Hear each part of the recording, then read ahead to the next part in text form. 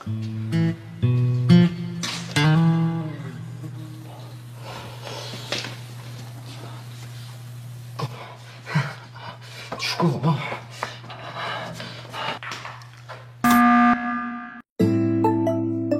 Hei dan halo semproters dimanapun kalian berada, selamat datang kembali di channel ini, tentunya untuk menonton film-film mantap. Kali ini, saya akan menceritakan sebuah film yang berjudul My Friend's Older Sister, yang dirilis pada tahun 2016, yang menceritakan tentang seorang wanita yang terpaksa tinggal di rumah temannya, setelah ia ditipu oleh mantan kekasihnya.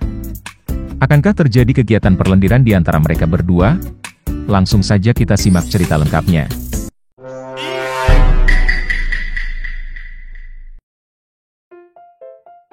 Cerita diawali dengan seorang pria yang bernama Junsu, yang saat itu sedang bertemu dengan pacarnya yang bernama Mina di sebuah restoran. Nampak saat itu hubungan mereka seperti sudah kurang harmonis. Tiba-tiba dari ruangan sebelah ada seseorang yang berteriak, yang mana orang tersebut adalah seorang wanita cantik yang bernama Hejin, yang saat itu nampaknya sedang emosi dengan kekasihnya. Si pria yang sudah muak dengan Hejin pergi meninggalkannya, lalu Hejin yang masih emosi mengejarnya dan menendang aset paling berharga milik pria tersebut.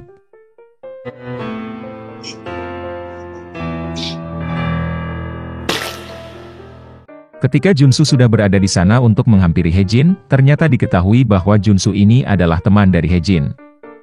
Kemudian mereka berdua duduk di sebuah meja, dan di sana Hejin menceritakan kesedihannya setelah hubungannya dengan pacarnya berakhir. Ia juga bercerita bahwa sekarang ia sudah tidak lagi memiliki tempat tinggal, karena sebelumnya ia tinggal bersama dengan pacarnya tersebut. Junsu yang merasa iba kepada Hejin menawarkan Hejin untuk tinggal bersamanya untuk sementara waktu, dan dengan senang hati Hejin menerima tawaran dari Junsu. Hejin yang sudah sangat mabuk dibawa pulang ke rumah Junsu. Karena kondisinya yang sangat mabuk, Hejin secara tidak sengaja menendang aset berharga milik Junsu yang membuat Junsu merintih kesakitan. Betapa berdosanya Hejin ini menendang dua aset berharga pria dalam satu hari. Sebelum tidur, Hejin membuka stokingnya dan melemparnya ke arah Junsu, dan Junsu pun membawa stoking tersebut ke kamarnya. Di sanalah ia menikmati aroma yang dikeluarkan oleh stoking milik Hejin itu.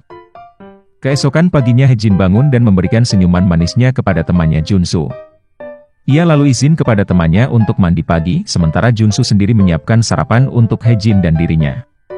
Mendengar gemercik air dari dalam kamar mandi, Junsu pun tidak bisa mengendalikan imajinasi liarnya, dan ia memutuskan untuk mencoba mengintip si Hejin. Fantasinya semakin menjadi-jadi, yang mengakibatkan sensor Joni miliknya aktif dan tidak bisa dikembalikan ke posisi semula. Tiba-tiba Hejin yang sudah selesai mandi keluar dari kamar mandi, dan di sanalah ia secara tidak sengaja meraih gunung kenyal milik Hejin. Selain itu ia juga mendapatkan bonus pemandangan gunung indah Hejin ketika Hejin sedang menunduk. Di meja makan, berceritalah Hejin kepada Junsu bahwa kemarin ia sudah khawatir untuk minum alkohol lagi, lalu ia juga bercanda kepada Junsu dengan menuduhnya telah mencoba untuk mengintipnya ketika ia mandi tadi. Kembali si Junsu mendapatkan kesempatan untuk menikmati indahnya pemandangan gunung medium Hejin. Di kantornya, Hejin membuat suatu masalah yang membuatnya dimarahi oleh atasannya. Ia pun menjadi stres, dan karena itu ia mengajak teman lamanya yang bernama Jae-sok untuk bertemu di suatu restoran. Tak lama setelah mereka berdua berbincang-bincang, Junsu datang bersama Mina ke restoran tersebut, kemudian mereka duduk di satu meja yang sama. Di sana mereka minum anggur merah sambil berbincang-bincang. Hejin yang saat itu nampak sudah sedikit oleng, memutuskan untuk pergi ke kamar mandi, diikuti oleh Jae-sok yang menyusulnya. Di sanalah Jae-sok menyatakan perasaannya kepada Hejin, lalu tak lama mereka akan berciuman, namun Junsu tiba-tiba datang dan menggagalkan adu congor mereka. Singkat cerita, Hejin dan Junsu sudah berada di rumah. Di kamarnya, Hejin mendapatkan pesan dari Jae-sok yang meminta jawaban Hejin atas kejadian tadi di restoran, namun Jae-sok tidak memintanya untuk menjawab dengan terburu-buru. Hejin membuka pintu toilet saat Junsu sedang mandi, yang mana hal tersebut membuat Hejin melihat langsung besarnya roket Junsu. Karena ia masih terbayang-bayang dengan besarnya roket Junsu, ia ingin melihatnya kembali, namun Junsu tiba-tiba sudah keluar dari kamar mandi. Cerita berlanjut ke sebuah restoran, di mana Hejin dan Jae-sok kembali bertemu untuk memperbincangkan masalah perasaan Jae-sok kemarin. Disitulah Jae-sok meyakinkan Hejin bahwa ia sangat serius dengan perasaannya kepada Hejin. Hejin pun sepertinya juga merespon positif perasaan Jae-sok itu, dan tak lama mereka berdua pun pergi ke suatu penginapan untuk melakukan enak-enak. Seusai berperang, Jae-sok mengantarkan Hae-jin pulang ke rumah Junsu, dan sebelum masuk ke dalam rumah, Jae-sok memberikan sebuah kecupan hangat kepada Hae-jin. Di dalam, Junsu ternyata sudah menunggu Hae-jin dengan raut muka yang cemburu. Di kamar Hae-jin, Junsu meluapkan perasaan cemburunya kepada Hae-jin dan menyuruhnya berhati-hati dengan Jae-sok. Entah apa yang sebenarnya ingin diperingatkan oleh Junsu, namun menurut saya, ia hanya ingin meluapkan rasa cemburunya saja. Keesokan harinya, Junsu, Hae-jin, Mina, dan Jae-sok makan bersama di rumah Jae-sok. Tentunya makan-makan tidak lengkap jika tidak ditemani dengan minum soju. Junsu dan Jae-sok yang saling berkompetisi untuk memperebutkan Hae-jin, saling beradu kuat untuk minum soju. Sampai akhirnya Junsu tidak kuat dan muntah di kamar mandi. Sementara itu, Jae-sok yang sudah mabuk mulai kehilangan kendali dan menyosor bibir Hae-jin. Namun kali itu Hae-jin menolaknya, kemudian ia pergi ke belakang untuk menghindar dari Jae-sok. Melihat hal tersebut, Junsu mengikutinya ke dapur, dan di sanalah ia akhirnya mengungkapkan perasaan cintanya kepada Hae-jin. Namun Hae-jin yang tak mengira isi perasaan Junsu seperti menolaknya, karena mungkin ia tidak siap untuk menerima perasaan dari Junsu saat itu. Tidak terima karena ditolak oleh Hae-jin, Junsu kemudian pergi ke ruang tamu untuk membawa Mina ke kamar, kemudian Junsu melampiaskan nepsongnya ke pacarnya tersebut.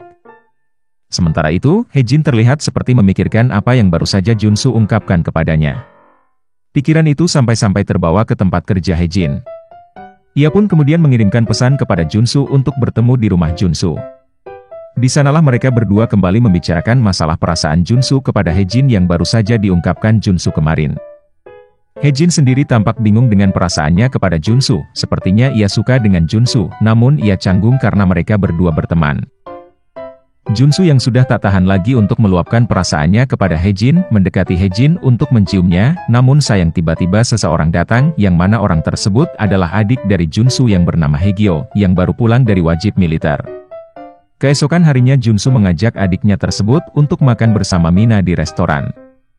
Junsu memperkenalkan pacarnya kepada adiknya Haegyo, dan sepulang mereka dari restoran tersebut, mereka melihat Hae-jin dan Jae-sok yang juga sedang makan di sebuah restoran. Mereka pun kemudian menghampiri Hae-jin dan Jae-sok ke mejanya.